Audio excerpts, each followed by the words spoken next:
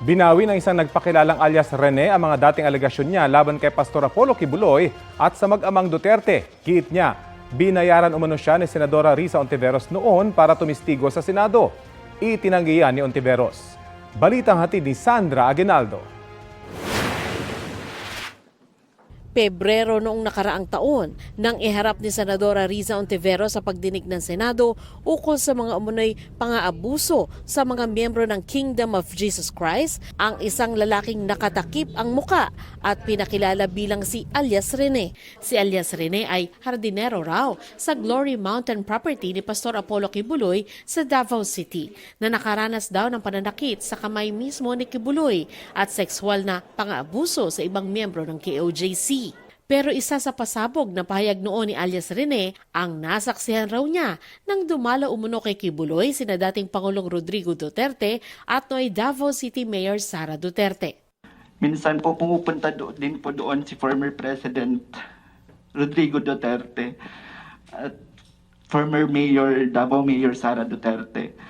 At pag umaalis na po sila doon sa Glory Mountain, dala na po nila yung mga bag. Na siya pong bag na nilalagyan po ng mga baril.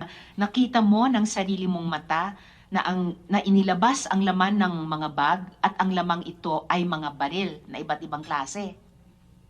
Yes po, Madam Chair. Pero ngayon sa isang video na pinost sa YouTube at Facebook account ng isang pagtanggol Valente, lumutang ang isang lalaking nagsasabing siya si alias Rene.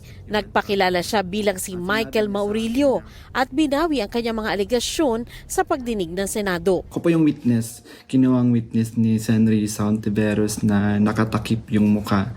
Pero ngayon, hindi na sapagkat nagsasabi na ako ng totoo. Lahat ng sinabi ko at makasama ko doon na nag-witness sa Senado ay ginawa lamang ni Sen. Risa upang papagsakin si Pastor at ang buong kingdom.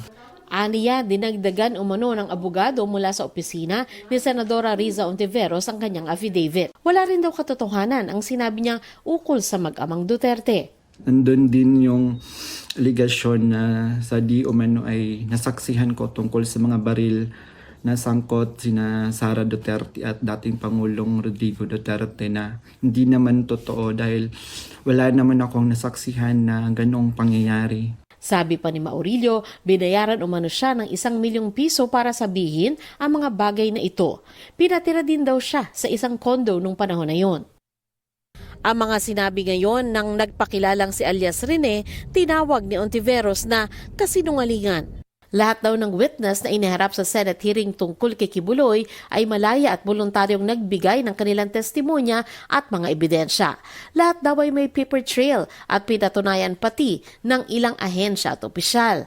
Handa raw silang ilabas ang iba't ibang screenshot at video sa tamang panahon. May rason daw sila para maniwala na pinilit o binayaran ito para madiskaril ang mga criminal proceedings laban sa pastor at pagbantaan ang kanyang mga staff at iba pang witness na nagsalita laban kay Kibuloy. Naghahanda na raw sila ng legal na hakbang laban sa anyay harassment at intimidation. Hindi raw nila palalampasin ang mga nasa likod ng pananakot na ito. Sinusubukan pa namin kunin ang panig ni Kibuloy at ng mga Duterte. Sandra Aguinaldo, nagbabalita para sa GMA Integrated News.